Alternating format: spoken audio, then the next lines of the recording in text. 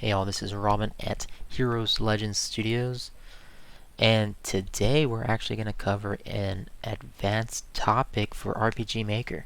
So we're going to start off with our picture phone menu that we've been creating for the past couple weeks, and we're going to try to improve the event, okay, through some scripting. Now we can see that this event is very long and there's a lot to read, and even creating this can cause issues. Okay, there can be misclicks,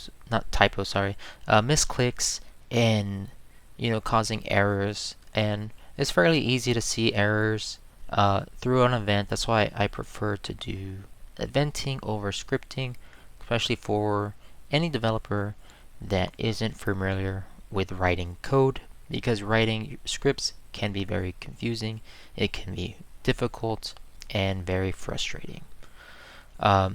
Going through this event though, I couldn't really find a way to really shorten this event. I think it's very straight to the point, it's thorough in what it does, and there's a lot of individual logic that can't really be shortened.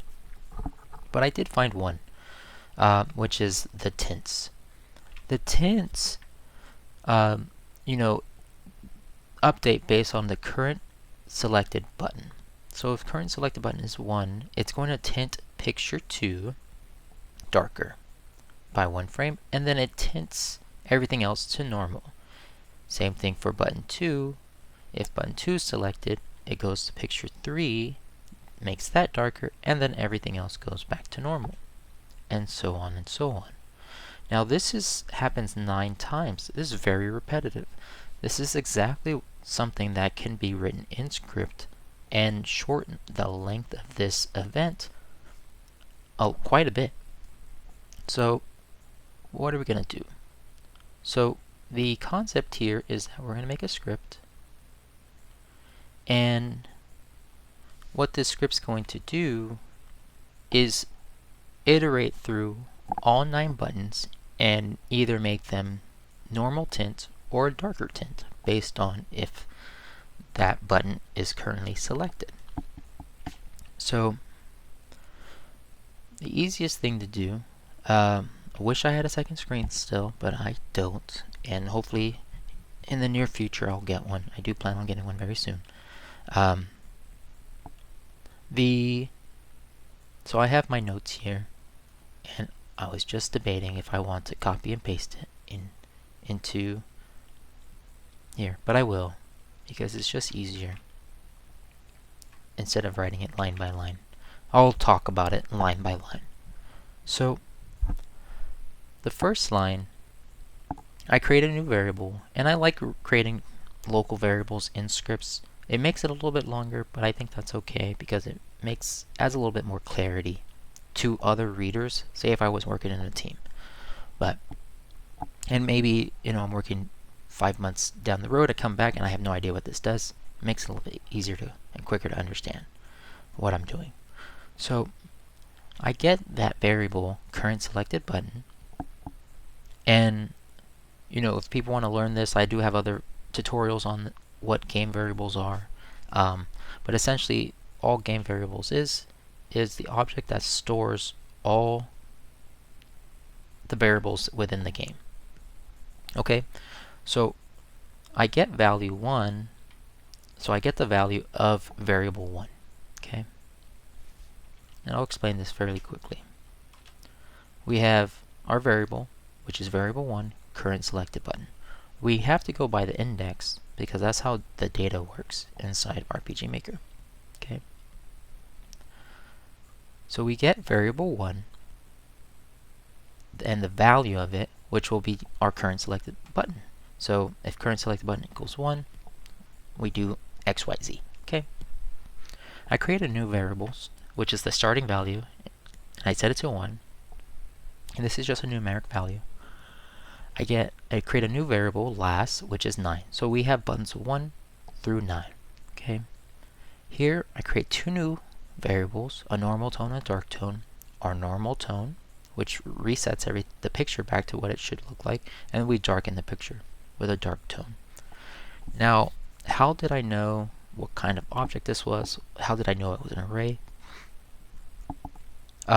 This can be a little complex, but basically I went to my menu, I went to data, and I went to common events. Since I've already created this event, I kind of know what it is. And so all I had to do was go to my common events, I searched for -68, and I found it right here. So this is our tint picture, and what it's trying to do is, the code is for the type of command event that it's being created, and it tints picture 2. This is the ID.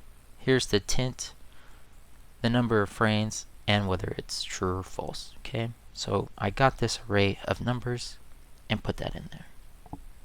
Now, how does that relate to our tint picture? We can see that we picked number 2, an array of 4 variable integers, 68 are dark, duration is 1, and we wait for completion is false. That's the correlation there. Okay. So those are their tones. We create a new variable, frame, that's for the length of the frame, and then we iterate through all these values. So this script here is going to replace all of this. So it saves quite a bit of space, which I think is kind of handy. You don't have to do this. They do exactly the same thing. You can do the eventing way if you feel more comfortable that way. It's perfectly fine. But I've been coding for a very long time, so this is the way I prefer.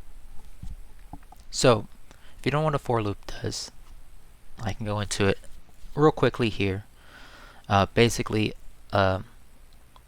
it's a loop, just like any other loop inside RPG Maker, right?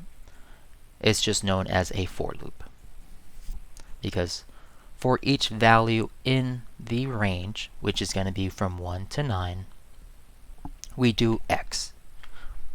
So we start at, let me change this to a var. So for variable I, we create a local variable I, which usually stands for index, and we start it at value 1, which is, or start it at value start, which is 1. And as long as I is less than the last value, 9 plus 1, and the reason why I add 1 is because if 9 is not less than 9, it is equal to 9. So I add 1 to make sure that we hit the last button, okay? And then 9, at the end of the loop, we increment I by 1. So once it goes through this bit of code, it's going to increment I, check if I is still less than the last value, 9 plus 1, and if it is, then it goes through the loop one more time. But if it is not, then it breaks out of the loop and continues on with the rest of the code, which there is none, so it's done with the script. Okay. If people want more, are very interested in understanding for loops, there are tutorials online to explain it, but if people have a high interest in me teaching them, leave a comment. If there's a lot of interest, I'll go over it. So for each iteration of this loop, I create a new variable called ID, which is going to be I plus 1. Why is it I plus 1? Because this is actually going to be used for the ID of the picture, which we know as, if the button is 1, we tint picture 2, so we increment it by 1, and that's how all that logic works. And so first we tint the picture using this GameScreen object. We tint everything the normal tone, which we set everything to normal, by X frame, by 1 frame. And if I is equal to the current selected button, so if 1 is the current selected button, and we start at 1, Well, those are equal. 1 equals 1, very true. Then we tint that picture the dark tone. So it's going to do exactly this. And if 2, then the second iteration of this loop will tint the second picture, or picture number 3, dark tone. Okay. So for me, very simple. I hope that's very clear. If you have any questions, please ask in the comments below. I'm going to delete all of these and go over this. So that looks great, fantastic, right? Let's go ahead and run it.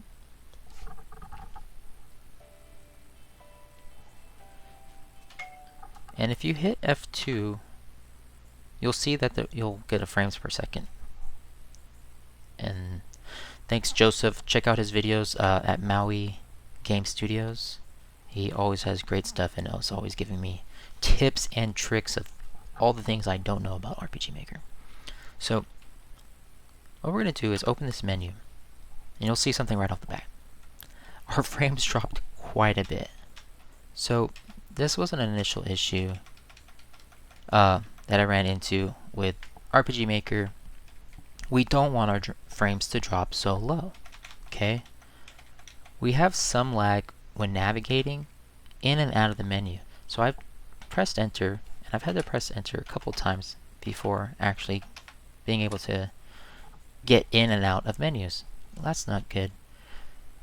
So to explain a little about what's happening, it's because we have so many loops within loops, which causes a big processor hit. And no matter how fast your computer is, the more things you're trying to do at one time is going to slow down your game. And it requires your processor, your computer processor, or your video game, your console processor, to do more things over a time of 1 frame. So that affects your frame rate. And if people want a video on that logic, also comment below in the video and I'll explain this further. It's not an easy concept to understand, so kind of winging it on that explanation. So another great help from Maui was that we need to break this loop, right? And as I explained, we have the parallel event, which is a loop. We have one more loop here, checking when we press buttons. And then we have another loop inside of our script. So that's 3 loops, which does slow things down. So what we want to do is create a wait of 1 frame. Even this slight 1 frame wait in this middle loop creates a huge difference, which I was very surprised. I was thinking we would have to wait a bit longer, but that 1 frame of wait affects this outer loop as well, which is the parallel. Again, I'm not going to get too deep into that concept. You just have to trust me that 1 frame will do it, and you should think about those concepts more often. And as we do more tutorials, we'll be able to see and I guess understand why those waits are very important. So if press F2 again, go ahead and enter this menu. We can see our frames per second has not dropped at all, and we have our response much faster now, as we expected. And we can enter and exit menus much faster now without that weird waits. Okay, we can still click, which is perfect. Alright, so I hope everyone learns a lot from this video. I know it's a quick and dirty video about scripts, but I felt that the script was very easy to explain, and this is what it's mostly about: improving this event and shorting this event by using a very simple concept of replacing events that do the same thing with a small script that is very easy to read. And this causes less issues as it's doing the same thing over and over again. So Thanks for watching. Please like and subscribe. Feel free to comment. And if you want to chat, I'm always streaming on Twitch at Monkey King Twitch. I try to stream at least 2-3 times a week. Feel free to jump on there, ask me Unity questions or RPG Maker questions. I mostly stream Unity these days, but feel free to ask me about RPG Maker. Alright, hope you liked this video, and I'll see you next time.